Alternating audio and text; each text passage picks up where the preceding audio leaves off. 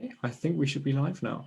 But I'm just going to take a second to confirm this, and then I'm going to give a quick introduction for like a few minutes, like half a minute, and then feel free to start.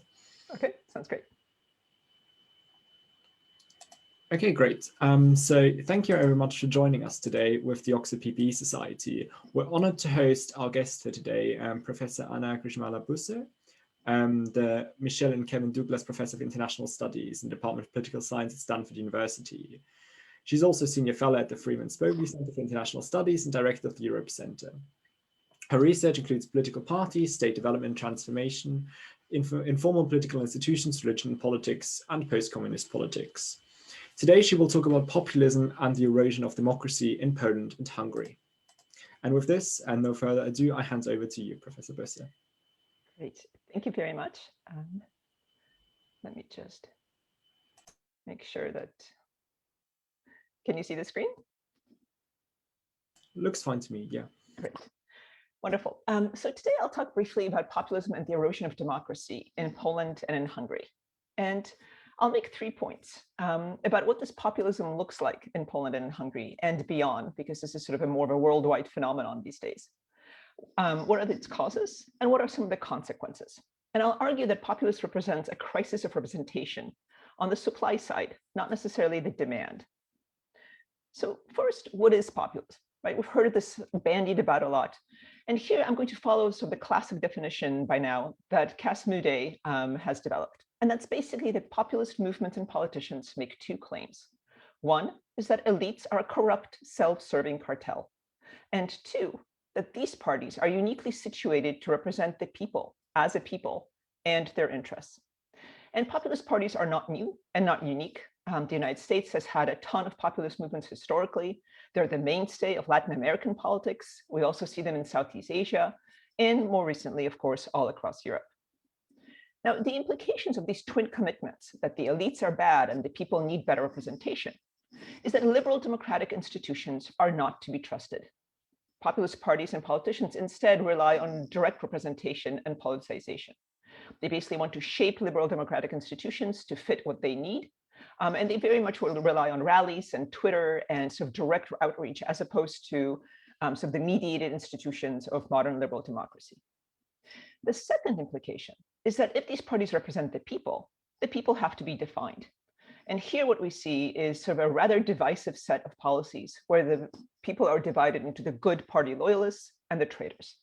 And I'll argue that the result of these sort of very thin commitments is the erosion of liberal democracies. The unfortunate part is that these parties have really been growing sort of in popularity in Europe. This is if we look at their electoral share from 1950 through 2020. The green line are the sort of developed democracies of the quote unquote West. The red are the post-communist democracies. And what you can see here is that in Western Europe, these parties have more than tripled in popularity. And East Central Europe, they basically doubled, but has started at a much higher baseline. And the worrying part here is, as far as post-communist Europe is concerned, that these early poster children of reform, the countries that did the most and went the furthest in implementing market and democratic reforms, places like Hungary, Poland, and the Czech Republic, are precisely where we see the greatest populist takeoff and the greatest attempts to sort of undermine democracy. These parties basically enter governments, and once they're in government, they start to undermine liberal democracy. And so we have a phenomenon where these scruffy young revolutionaries of 1989 that so charmed observers with their support for liberal democracy and their fervor for change then become the bloated plutocrats of the 2020s. This is, for example, Fidesz, with which I'm sure you're familiar. It's the Party of Young Democrats originally. Ironically, that's its name. It became a conservative populist party in the 1990s, and it's made steady gains in the 2000s. It's basically gotten 2/3 of the seats since 2010 in 3 successive elections. And this party basically transforms itself and begins to articulate a nationalist anti-EU set of proposals and calls for defense of Hungarian culture and traditions in the face of European hegemony. We also have peace. The crown on Kaczynski's head is entirely coincidental. This is the Law and Justice Party. It's conservative and populist from the start. In 2015 and 2019, it wins the elections and basically forms a majority single party government. And it views the post-1989 changes in Poland as illegitimate, as a compromise between communists and liberals that has sold out Poland's interest. And finally, we have ANO, the Action of Dissatisfied Citizens, founded in 2011 by Andrej Babiš, a sort of Trump-like entrepreneurial figure that also issues this critique of corruption, the EU, and democratic institutions. It wins 30% in the October 2017 elections and sort of works in hand with the careening presidency of Miloš Zeman to also sort of undermine democratic commitments. And of course, scholars being scholars have come up with various reasons why this might be happening. The first of this is, of course, the classic economic grievance theory of why populists arise and then are able to erode democracy. But the truth here is that even though Hungary certainly suffered economically during the crisis in the late 2010s, in the late 2000s, Poland did not. And yet we see sort of, this huge rise in populist support in Poland. Is it a question of immigration? Possibly, but then it's a question of fear rather than actual immigration numbers, since all of these countries have refused their quota of refugees in 2015 and have worked very assiduously to basically prevent unwanted immigration into their countries. Is it a question of international influence, such as the projection of soft power by Russia and its kind of misinformation and demagoguery campaigns? There might be some of that, but quite honestly, in Poland at least, which is a profoundly sort of, a country with very troubled, shall we say, history with the Soviet Union and earlier with Russia, that's probably unlikely. So what I would argue is that the main thing that all of these countries have in common, and in fact what we also see in Western Europe as well, is the failure of mainstream parties to be responsive and to articulate and to respond to voter concerns. Now, the reasons why this happens in East Central Europe basically have a lot to do with sort of the historical consensus of 1989. So 1989 represents this break with the communist regimes. We see this sort of cascade of collapses of communist regimes across East Central Europe. In many of these countries, this is a rejection of communism as a Soviet imperial project. Never again. The return to Europe is a dominant trope, and there's a consensus on democracy as a goal, and on the free market as another goal. And so you have these stirring images of, for example, these roundtable negotiations in Poland and Hungary. They take other places as well, where basically elites from both sides come together in order to negotiate a new future for these countries. There are these stirring images of elite cooperation and reconciliation. This is, Dubček and Havel in the former Czechoslovakia. Some of these images, of course, are more stirring than others. This is basically the Polish communists and the Polish opposition getting drunk together during the negotiations. But what emerges out of all of this is an ideological consensus. And this consensus basically sort of centers on a return to Europe. So first of all, this means a liberal democracy with all the institutions that this implies, with basically sort of, a focus on institutions rather than on some kind of a popular nation building. Secondly, this means a focus on free markets and economies. And here, some of the statistics are simply stunning. You basically have sort of, government after government, elite after elite, standing shoulder to shoulder in defense of the free market and free market economies. And third, this massive elite consensus on the desirability of the European Union, where all mainstream parties basically stand together, united in their support for EU accession in the early 2000s, and basically becoming full-fledged members of the European Union. And in many ways, this was critical for the regime reforms that took place. You really can't have a democracy with agreement on electoral rules, right? And so these democratic reforms and the consensus over those rules was a prerequisite for successful subsequent democratization. And same with the economic reforms, right? In order to succeed as a market democracy, you have to have some kind of an elite consensus about the desirability of the project. In Eastern Europe, this went so far as to basically, as Margaret Tavets and Natalia Letki show, that government after government across the ideological spectrum, whether they claim to be left or right, implemented these economic reforms. So this elite consensus served to really consolidate these democratic free market regimes in the first decades after transition. But what it also did was to lead basically to a failure of mainstream parties. These mainstream parties, these key elites that so supported democratization and the free markets and EU accession, basically become indistinguishable from each other. They appear non-responsive, and they basically offer the same thing to the voters: more market reforms, more democracy, more EU. This also means that you have a lot of depoliticization of sort of the public debates, right? This consensus basically means that there are very few people who are questioning the project of joining NATO, of joining the European Union, of continuing down the road of neoliberal reform. And the one set of critics that emerges are the populists. And they really sort of emerge around the time of the EU accession, where basically one mainstream option after another, as Grigor Papelikesh has pointed out, has been tried and has been found to be unresponsive. So the populists really benefit from this mainstream consensus. They are the first and only parties to criticize the elite consensus. And as a result, they appear much more responsive, much different, and much more unique than these other parties. They are the true beneficiaries of this elite consensus politically. And so basically, emerging as this one set of critics, they gain power. They basically are sort of seen as the one set of parties that's different.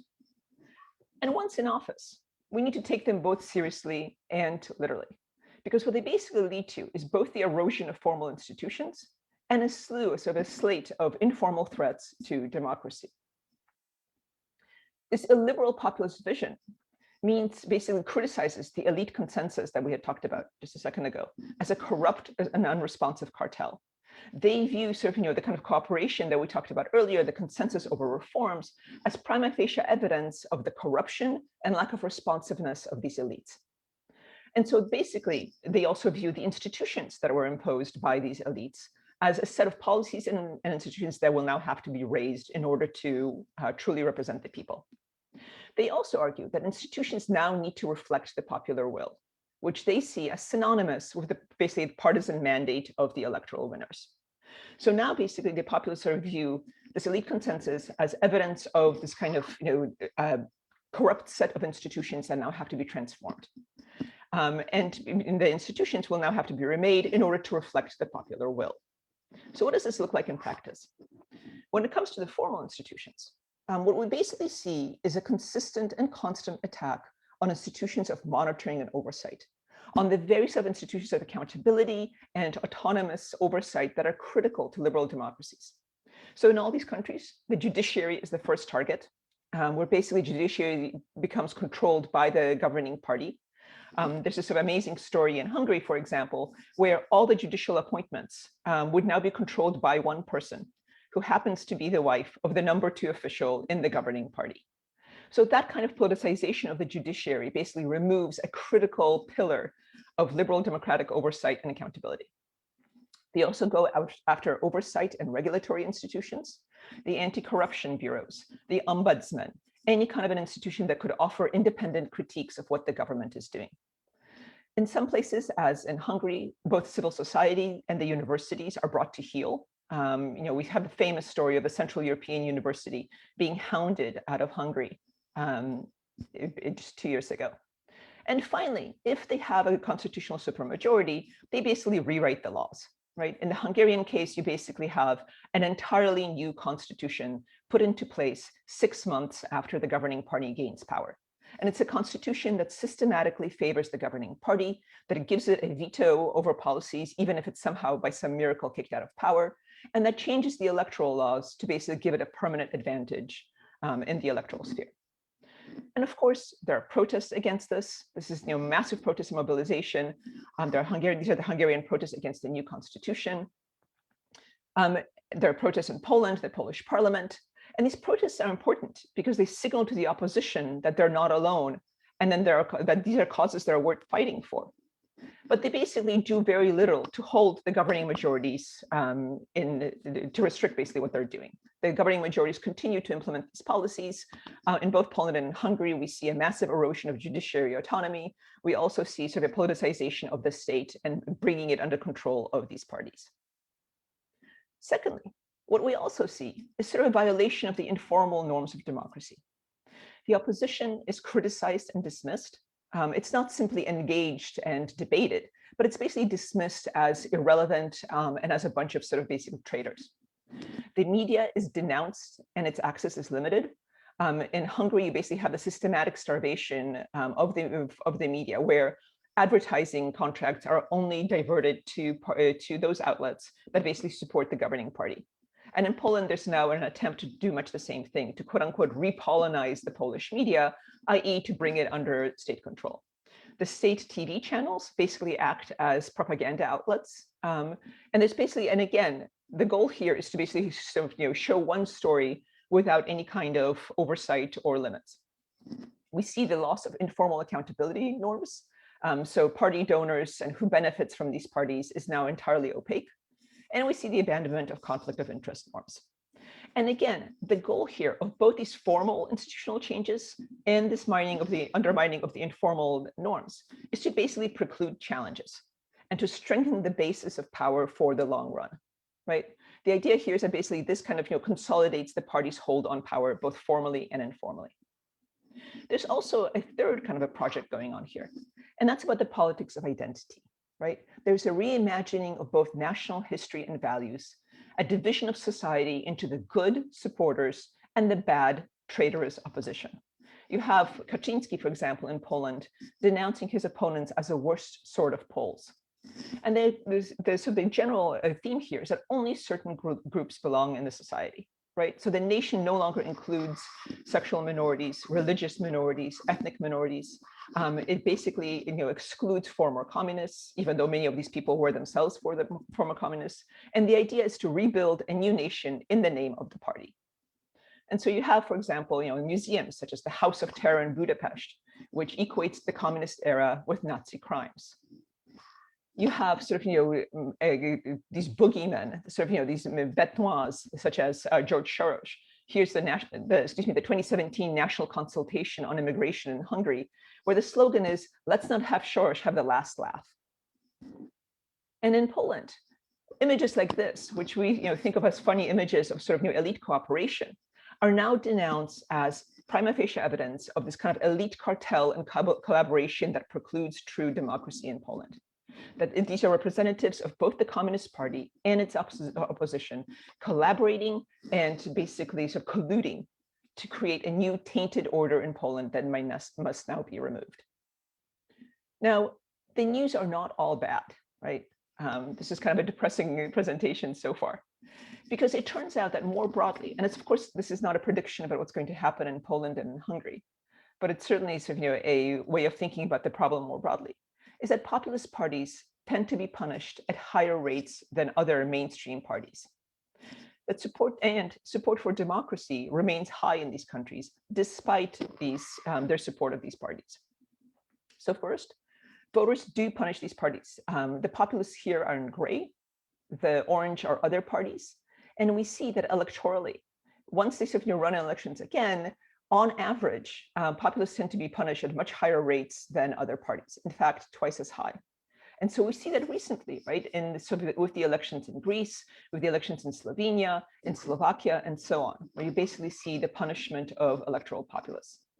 But what this is contingent on is basically that these parties don't get into power without a coalition partner, that they don't have a monopoly on power that allows them to transform the institutions.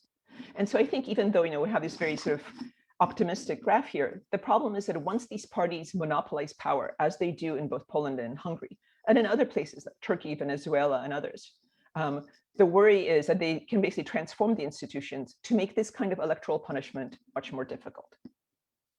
The other piece of news that's not all bad is that support for democracy remains high. And this is basically the institutional damage that these parties do is real. But people nonetheless support the very liberal democratic institutions that these parties serve to undermine. So if you look at this graph, this is from 2 years ago, and you see that everywhere, basically, you have close to or more than 3/4 of the respondents supporting liberal democratic institutions, including places like Poland and in Hungary. So again, this is not a question of an anti-democratic backlash. It's not a question that people sort of have given up on democracy, given these high support rates. But it's a profound dissatisfaction with what was on offer in democratic competition prior to these parties' rise to power. So to conclude, I think we have this interesting phenomenon here of, on the one hand, support for party democracy and for liberal democracy, and on the other hand, a spate of illiberal populists in the region who are very busy undermining the very institutions that this elite consensus had built. And if there's one takeaway here, the story that I've been increasingly researching is a story basically of mainstream parties that failed to respond to the voters, that failed to sort of address the voters' concerns, and that's what really gives the populists their entry into power. Thank you. Thank you very much, Professor Busse. That was very, very interesting. And I think that the you sketched of the whole situation of democracy, not just in Poland and Hungary, but also, I think, the Czech Republic, if I'm right, it was really interesting. So as my first question would be, is you talked a bit about international actors. You talked a bit about how international influence might be shaping this whole development in the region. But we do not just have Russia as one international actor, we also quite famously have the European Union. And do you think that there's a chance that there might be some sort of effective sanctions for this behavior in those countries? Or do you think it's rather going to be more as what we've seen in the past few years, that there are going to be threats, but there is not actually going to be anything substantial? Right. That's an excellent question. So I think, formally, the European Union has its hands tied. In order to truly invoke all three tiers of Article 7, you have to have unanimity. And Poland and Hungary have already made very clear that they will veto any moves to mutually sanction each other.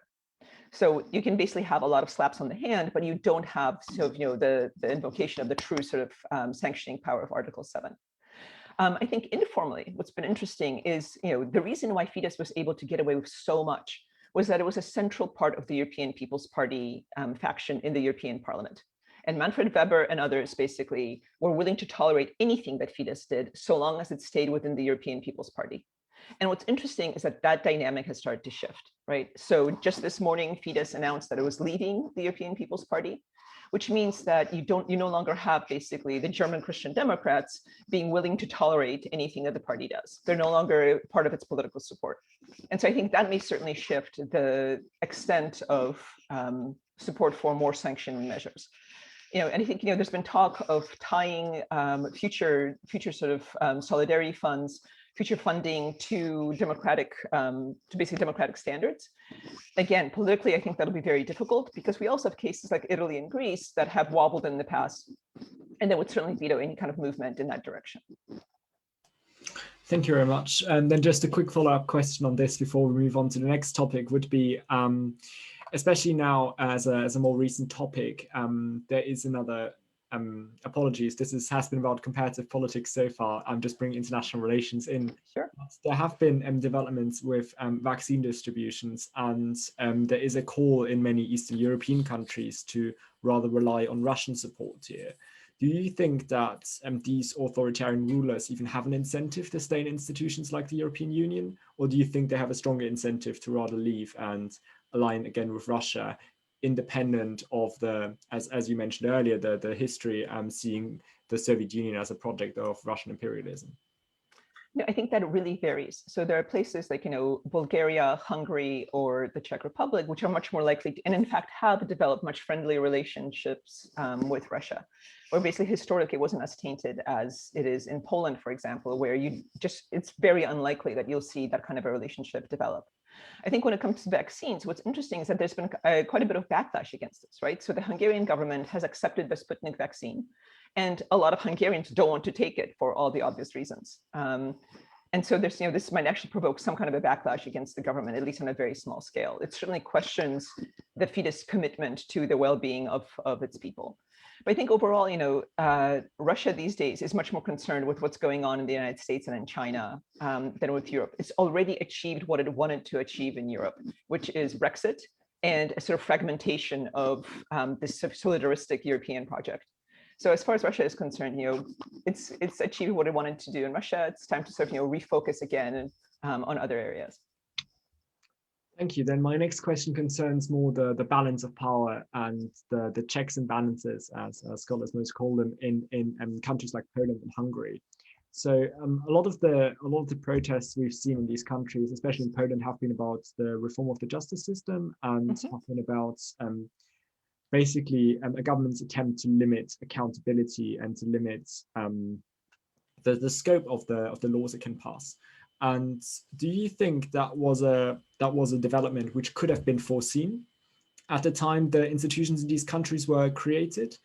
Because in other countries, for example, the post-war constitution of Germany has quite strong checks on what can actually be achieved by a governing party. And also other countries like Spain have similar checks and balances. Do you think that should have been foreseen? Or do you think the constitutions as they were at the time were absolutely right in what they prescribed? Right. I don't think, looking back, right, first of all, it took a long time for some of these constitutions to be written, right? In Poland, it took them 8 years to actually write the constitution. And the constitutions in many cases are either basically an importation of interwar models, which is what we see in the Baltics, for example, or they're basically sort of, a hodgepodge compromise that attempts to sort of, do best by the country. So it's, I don't think many people could have foreseen this. I think there are still limits on sort of, on what governments can do, right? So these constitutions, however imperfect they are, still, for example, have limits. There's a constitutional supermajority of 2/3 that's required in order to change the constitution to really sort of rewrite the laws regarding the judiciary and other institutions. The problem is that in Hungary, Fidesz achieved that 2/3 constitutional supermajority. So what it did, and it prides itself on this, that all the changes that it made were done entirely legally, right? It followed the letter of the law, that basically you had enabling laws and you had sort of, the changes, and then you had the constitutional 2/3 approved in parliament. And so all of it was done formalistically, very legally, right? That said, I think, the bigger issue here is the lack of democratic commitment and the fact that, as we've saw in the United States over the last 4 years, and certainly as we see in these countries, these formal institutions of democracy fundamentally rest on informal understandings. We can think of them as bricks. The formal institutions are the bricks, but the informal sort of values are really the cement that holds them together, the concrete that holds them together. And without those commitments to sort of, to forbearance, to self-limitation on constitutional changes, on sort of acting within the bounds of liberal democracy, this is what you get, right? You basically have sort of a continual undermining of formal and democratic institutions, sometimes enabled by constitutional majorities, sometimes simply left to basically, left to sort of processes kind of eroding the institutions from within, which is what happened both in Poland and the United States. Thank you. As you just mentioned, the parties, the Fidesz party and also the PiS party in Poland have great majorities. They have great popular support, as well as there might be strong opposition. But in comparison to other populist parties in Western Europe, for example, the Alternative für Deutschland or the Rassemblement National in France, they do enjoy far greater levels of support. You touched on this briefly earlier in your presentation, but what would you say, what combination of factors actually enables these parties to be so widely supported as in comparison to other populist parties in other countries? I think it's, part of it is the sort of consolidation of the political party system, right? And so what you see in Western Europe, especially after World War II, are sort of 30 glorious years of social democratic governments implementing both sort of, a welfare net and basically, not so liberal economic reform, but the point is, you basically have 30 years of democratic and economic success. And that's the starting point. The starting point in East Central Europe and post-communist Europe is basically the sheer chaos of the transition years and the enormous transformations that took place, right? And so you have this sort of capacity in Western Europe to consolidate the party systems. So for party systems to develop strong identities, which of course are now being questioned, right? But you still have sort of parties that are established that still command most of the electorate because the electorate trusts them for having delivered these years and years of decent policies. In Eastern Europe, you have much newer democracies where these parties all implement the same set of policies. They aren't particularly differentiated. They can't really, none of them sort of can claim a party brand that allows them to claim democratic or economic success. And what you have instead is sort of the steady rotation of parties in office. And that makes the electorate much more susceptible to something new that's on offer. If you look at what's happening in Western Europe, it's absolutely the case that the AfD got 17% of the vote in some places in the elections, but now the Greens are benefiting from that, and so the alternative support is dipping just as the Greens are going up, which suggests that there's some kind of a pool of anti-mainstream party voters, but it's contained, and it's contained by a very different set of parties. What you have in Eastern Europe is basically voters that were never that were never loyal to any party in the first place, that can be much more easily claimed by new parties and by the change of an offer, and who found the possibility of finally a different set of political parties that would be responsive, that would listen to them, that would articulate their grievances incredibly attractive. And so I think this is basically a combination of both a failure of democratic consolidation, or or simply the length of time that's elapsed, and of the kind of party brands that were that had developed earlier in Western Europe that were simply unable to develop in Eastern Europe. Thank you. As I know this is not necessarily your main area of expertise, but you also touched quickly upon the populism in Latin America. Would you be willing to draw a comparison here between the lack of distinct party labels in both regions and the implications this has for populism, and also to some other extent economic preference voting? So I think the situation in Latin America is very different. For one, with the exception of Brazil, basically, what you see in Latin America are left-wing populist parties, right?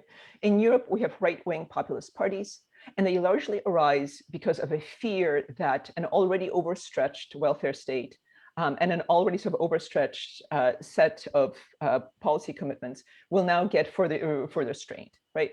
In Western Europe, you have welfare chauvinism, you have the fear of immigrants, you have the fear that parties aren't listening.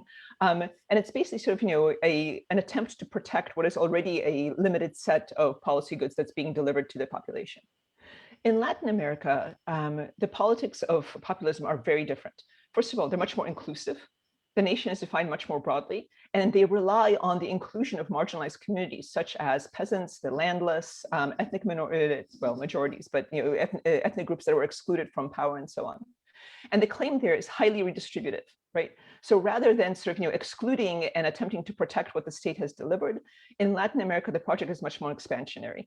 The project is much more about including new groups into the body politic, about building new coalitions, and then delivering redistributive policies to them. And parties have built very strong brands on this, right? I mean, the Peronistas in Argentina are a populist party par excellence, and they've been around since the 1930s, precisely delivering these kinds of policies year in and year out, or claiming to at any rate.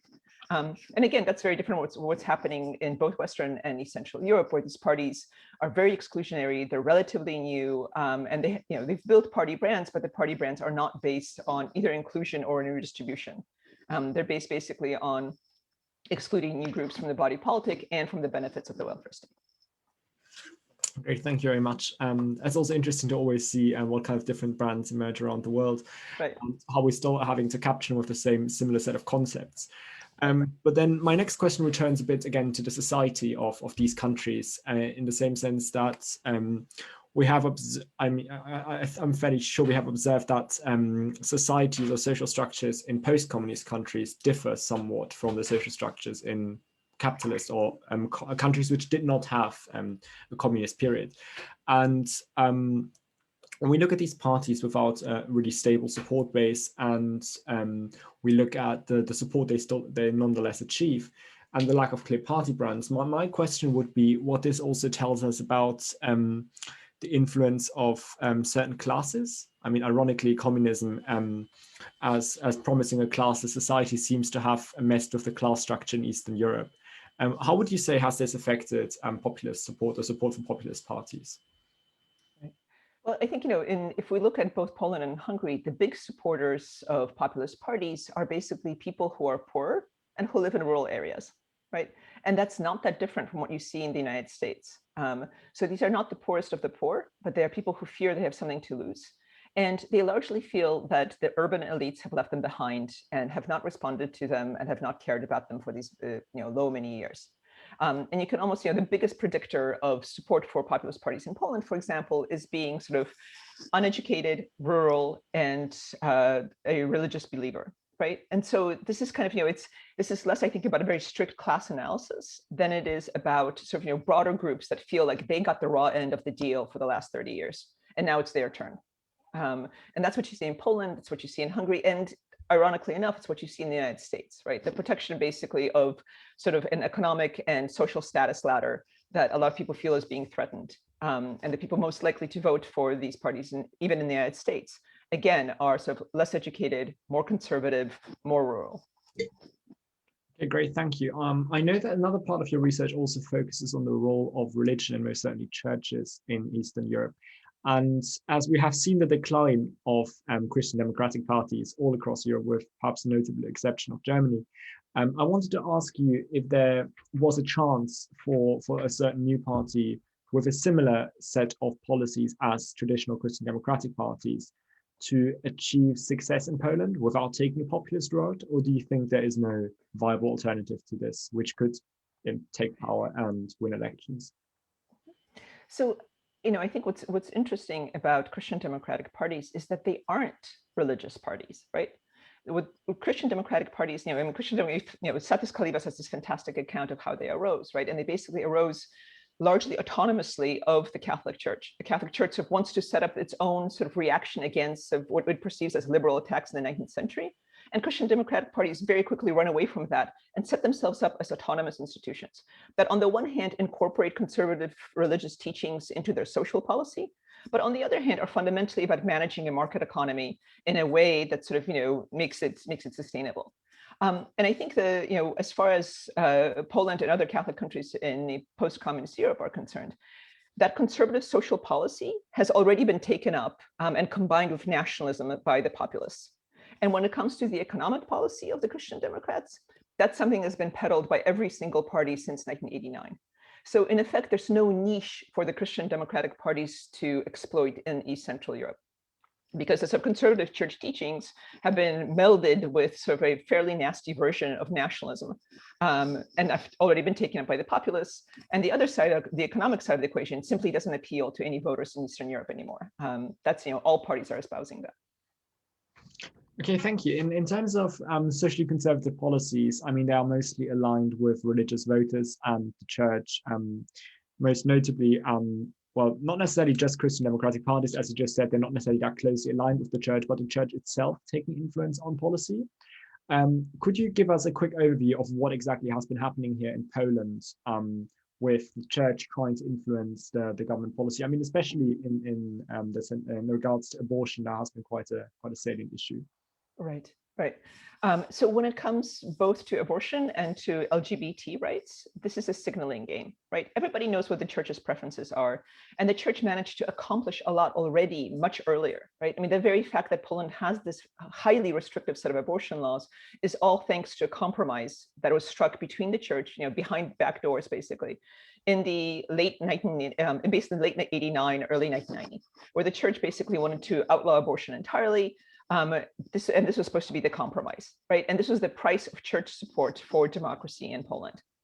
So those compromises were already struck much earlier. The church's views are very, very clear. What's happening right now is that this is basically a signaling game, again, by the government to reassure its conservative supporters of its commitments to this sort of conservative, populist, nationalist version of what Poland and being Polish is about.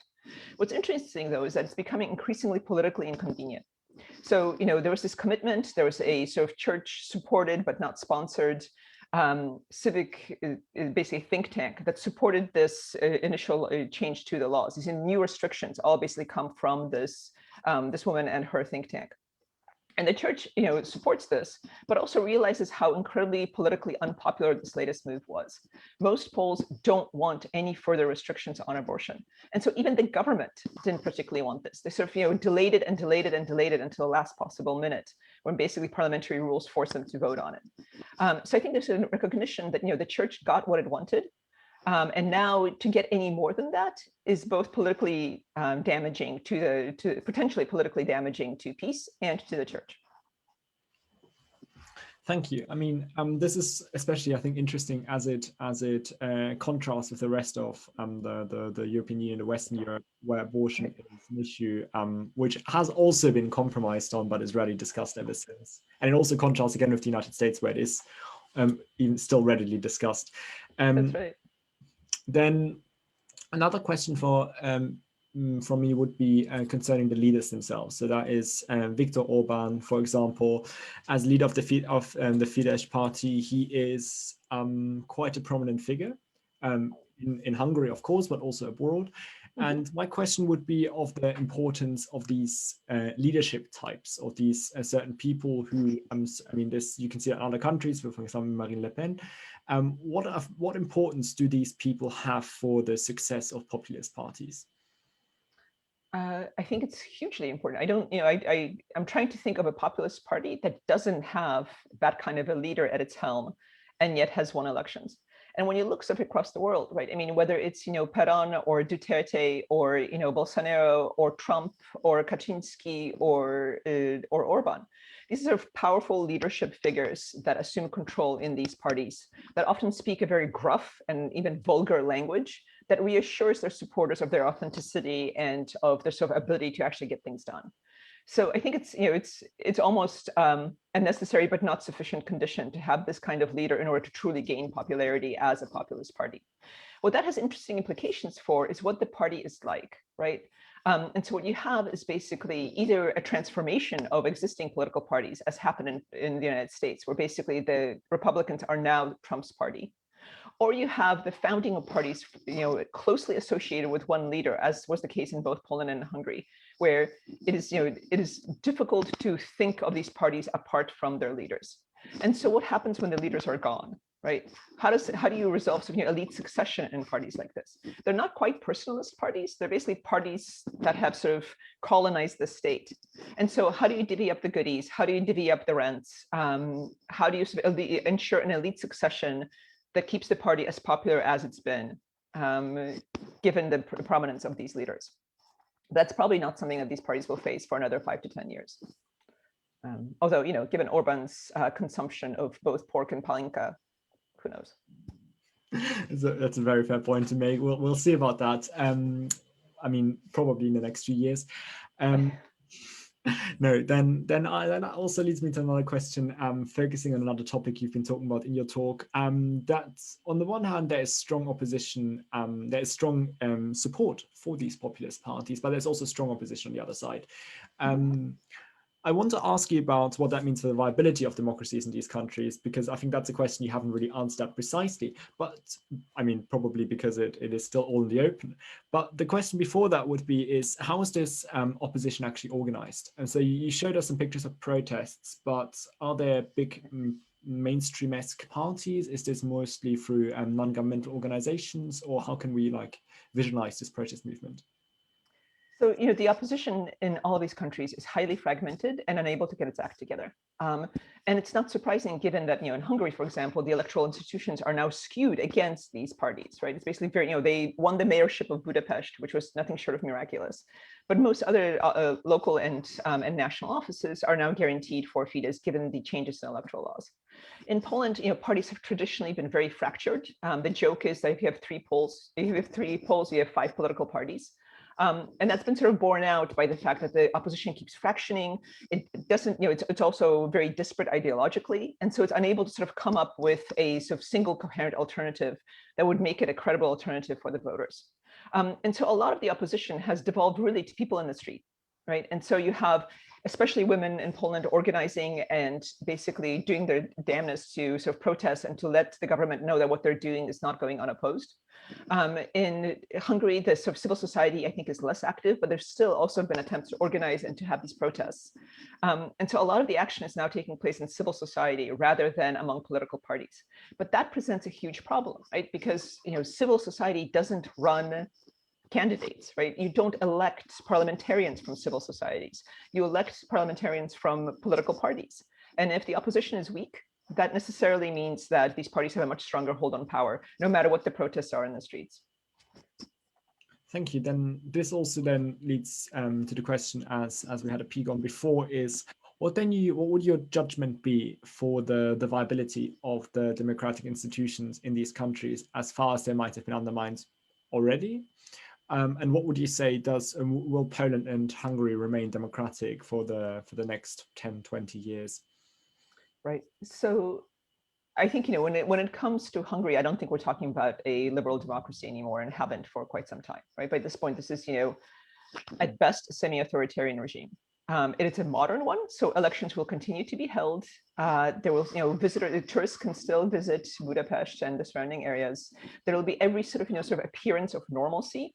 but it still will be a modern authoritarian regime in the sense that Fidesz basically, through these institutional changes, has guaranteed itself a continued hold on power. I think the situation is still more up for grabs in Poland because there the party doesn't have a constitutional supermajority. It has been unable to transform the constitution. Instead, it's relying on these politicized courts. And in some ways, again, this sort of shows the vulnerability of these formal institutions in that, they can be remade so quickly through these constitutional changes, through a new party coming to power. And then I think points to sort of a more lasting problem in democratic consolidation in these countries, right? That these institutions are both by design and in practice much more malleable than we would like them to be. Thank you. Then perhaps another question relating to the sort of institutions and the reason for why these countries might be slipping towards authoritarian regimes, or in case of Hungary, already be in the state of a hybrid regime. Why do you think it has happened in these countries, so Hungary, Poland, and Czech, rather than other post-communist countries? Right. Well, I think the first thing to note that it's happened in other countries as well, right? So in Romania, Bulgaria, Slovakia, and Croatia, we see these sort of episodes of populist governance, and in fact, sort of, a continued populist presence that's been rising over the years. So these countries are not alone. I think the main reason why it's happening and why these parties are being so popular is precisely because the mainstream popular political parties have failed to differentiate themselves and to offer something different. And initially, I think a lot of people were willing to accept that. They're willing to accept that these elites are all standing shoulder to shoulder behind some project. But by this point, you'd expect them to be sort of more differentiated and above all, more responsive and accountable to the voters. And instead, what you have is this sort of post-communist phenomena of political parties floating above the electorates without sort of local connections, without sort of many local party organizations, without direct outreach to the voters, without the possibility of sort of gaining local office and then kind of rising up through the party, which is exactly what you see in Germany or in France. And so as a result, there's, I think, a sort of general suspicion and skepticism regarding political parties. And populists are very well positioned to exploit that, right? Because they can say, look, this is an elite cartel that hasn't served you. And we really need to represent our common interests as Poles, as Hungarians. And that's very attractive when you look around and see what the other parties are offering, which isn't very much. I mean, the election that brought peace to power in Poland featured the then governing party claiming that its big electoral offer was more warm water from the tap. Like literally, that was its big electoral selling point, for which they, of course, were roundly castigated. But the idea was like, we'll just give you more of the same. It's not going to be great, but it'll be more of the same. Compared to that, I think populists are very attractive. And again, given the sort of lack of party brands, it's very easy to jump ship and to vote for another party, especially if it's sort of vaguely ideologically close to it. Thank you. Then, if you are already talking as Hungary as an pseudo-authoritarian state, so a country which doesn't necessarily fulfill any of the norms set about by the European Union, do you think? I mean, we talked a bit about this earlier, that because of the Fidesz party leaving the European People's Party, there is now greater likelihood for action by the European Union. But do you think such action could actually prevent anything happening in Hungary, given that Fidesz party has already consolidated so much power? I think undoing what's happened in Hungary is going to take a long time. It'll take basically another, not so much, I mean, I wouldn't call it a regime transition, but certainly a regime transformation, right? So I think two things need to happen. One is that we need to see the party lose much more of its popular support. A lot of the reason why Hungary saw the rise of Fidesz was a very disproportional system of elections, right? Where they never, that's not true. They barely got the majority, but got a constitutional supermajority. So Fidesz actually wins, anywhere from 40 to 47% of the vote, but gets these outsized majorities thanks to a highly disproportional electoral system. So there's some way of translating the lack of popular support into actual government makeup. That's, I think, the key. And what that would require is massive protests, mobilization by the opposition, and sort of concerted action on behalf of the EU to support the opposition and to hold up democratic standards. And right now, none of those conditions are in place.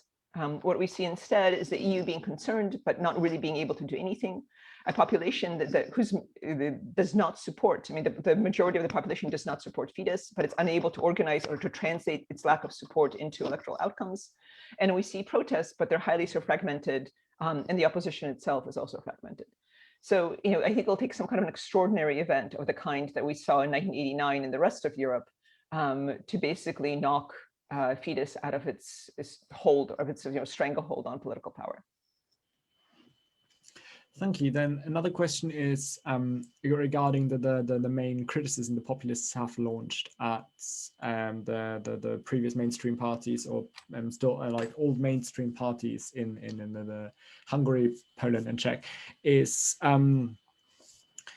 doesn't this also turn into a bit of a normative issue then in research, given that you could argue that the criticism the populist party is actually launching is in some regards right? I mean, you could argue that the mainstream parties have formed the cartel. You could argue that the policies are by and large disconnected from the people. I mean, many commentators put the demands of these parties as to some extent ludicrous, but do you think this should not be seen with a more nuanced view? Right. So I think I would be the last person to dismiss the grievances of the voters as ridiculous. I think there is, they are certainly right that the mainstream parties have basically ignored them and have not been responsive. There's also sort of, a casual paternalism of urban elites in all of these countries regarding sort of their benighted rural fellow citizens.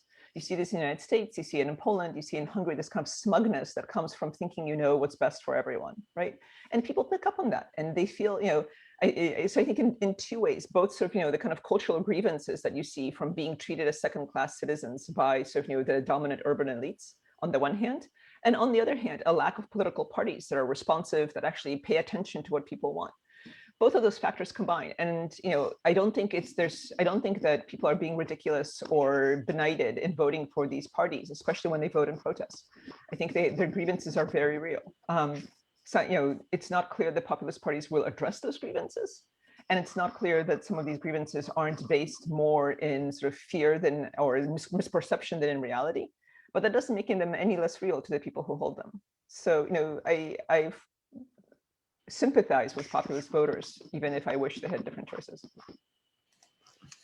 Okay, thank you. And then my last question, which concerns more about the certain economic systems, is what kind of influence do you think? I mean, you touched upon this with the great chaos, which happened after the fall of the Soviet Union and the political transformation. What do you think the choices regarding the economy in these countries, so the new institution of market forces, have they contributed greatly to the dislodging of voters and made them more susceptible to capitalism? And sorry, not to capitalism, to populist parties. Nice Freudian slip there. So I think we're not getting away from capitalism. We're not getting away from globalization. These are forces that are here to stay with us, and it's hard to think of a policy that a government could follow, especially when they're integrated into the global economy, especially when they're a small economy, and especially when they're part of the European Union, that would radically differ from these, right? But I think there's sort of, when it comes to economic policy, I still think that, what we can do is, for example, not insist on austerity in the ways that the European Union has, right? I think there are ways in which these countries can sort of adopt economic policies that are more likely to basically answer the needs of their population without abandoning capitalism. So you think that they don't face problems as other post-dictatorial countries have faced when they try to integrate into the global economy, which have then made them revert directly back to authoritarianism? Because no, I don't think that's what's going on, right? I mean, and I think this is the power of the European Union. That in the sort of 1990s, it was this enormous carrot for many of these governments, that they were willing to go through the pain of the economic transition and of sort of adopting capitalism. And the citizenry was also willing to do this because it meant a return to Europe. It meant basically EU accession. And then once they were in the EU, at least sort of, economically, there was sort of the integration basically acted both as sort of an escape valve, all those immigrants from Poland and Romania to England and to Sweden and to other places on the one hand, And on the other hand, it was also a huge source of new funds and new subsidies that made membership very attractive, right?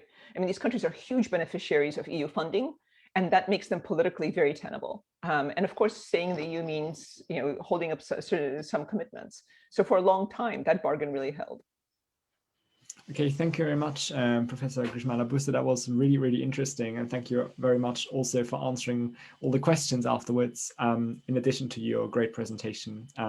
Yes, it was a pleasure hosting you. And thank you so much. It is a pleasure. Bye-bye. Thank you very much.